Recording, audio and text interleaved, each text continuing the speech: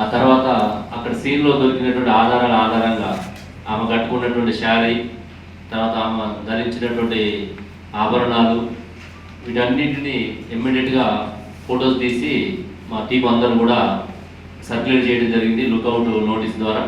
చుట్టుపక్కల ఉన్నటువంటి సంగారెడ్డి, మెదక్, సిద్దిపేట, రాచకొండ, హైదరాబాద్, సైబరాబాద్, కామారెడ్డి, నిజామాబాద్ అన్ని జిల్లాలకు కూడా వీటి సర్క్యులేట్ చేయడము.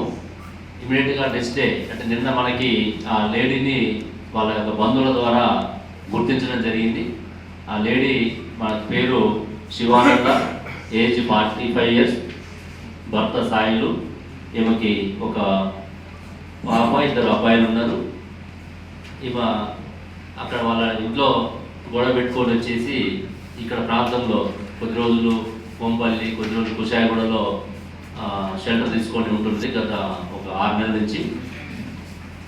ఆ తర్వాత మనకి నిన్న లేడీ ఐడెంటిఫై అయిన తర్వాత ఇమీడియట్గా వాళ్ళు ఇచ్చినటువంటి కుటుంబ సభ్యులు ఇచ్చినటువంటి కొన్ని ఆధారంగా నెంబర్ తీసుకొని ఆ ఫోన్ని ట్రాక్ చేయడం ద్వారా మనకి నేరస్తుడు గుర్తించడం జరిగింది. ఈ నేరస్తుని పేరు షేక్ ఇమామ్.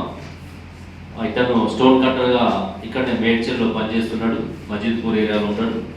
ఇతని నేటివ్ కూడా కరీంనగర్ జిల్లా కమలాపూర్. ఇతను ఆ రోజు 24వ తారీఖు సాయంత్రం ఆ లేడీ బస్ స్టాండ్ దగ్గర, మేడ్చల్ బస్ స్టాండ్ దగ్గర ఉన్నప్పుడు ఇతను కూడా ఆ ప్రాంతానికి వెళ్ళి అక్కడ వాళ్ళిద్దరు మాట కలిసి ఇద్దరు ఎంగేజ్ చేసుకోవడం జరుగుతుంది.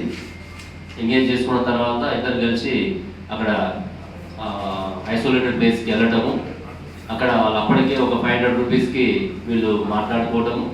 అక్కడ పోయిన తర్వాత వాళ్ళిద్దరి మధ్య ఆ డబ్బుల దగ్గర ముందు ఇవ్వమని, తర్వాత ఇస్తామని చెప్పేసి, తర్వాత లేడీ మళ్ళీ ఎక్కువ డిమాండ్ చేసిందని ఇట్లా రకరకాల రీజన్స్ చెప్తున్నాడు. ఏం చెప్పినప్పుడు కూడా ఇష్యూ చాలా పెట్టి మ్యాటర్ అది యాక్చువల్గా.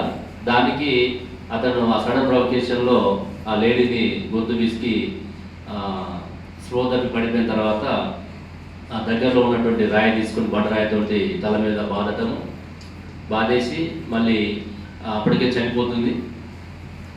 గుర్తుపడుతుందని చెప్పేసి ఆడవాళ్ళు లేకుండా చేయాలనే ఉద్దేశంతో ఆ బట్టల మీదనే శారీ కట్టుకుని ఉంటుంది కాబట్టి ఆ బట్టల మీదనే పెట్రోల్ పోసి నిప్పంటించడం జరుగుతుంది. నిప్పంటించేసి తను మారిపోవడం జరుగుతుంది.